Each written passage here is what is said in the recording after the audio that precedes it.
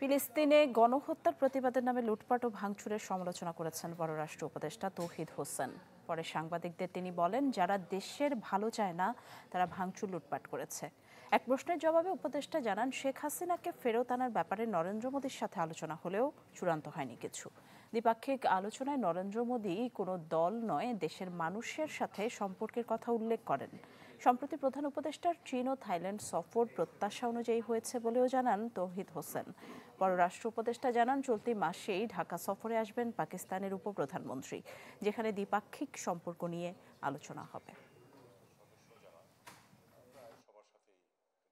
বাংলাদেশের যারা ভালো দেখতে চায় না তারা এই কাজটা করেছে, কারণ আপনি সময়টি মিলিয়ে দেখুন যে ঠিক যখন আমরা একটা সামিট করছি ইনভেস্টমেন্টের, ঠিক এই সময়ে ঘটনাটি ঘটেছে। এটা খুবই দুঃখজনক এবং ইতিমধ্যেই সিদ্ধান্ত হয়েছে, আইজি সাহেবও তো বলেছেন যে ফুটেজ দেখে যাদেরকে শনাক্ত করা যাবে তাদেরকে শাস্তি দেওয়া হবে, কারণ লুটপাট প্রোটেস্টের অংশ হতে পারে না।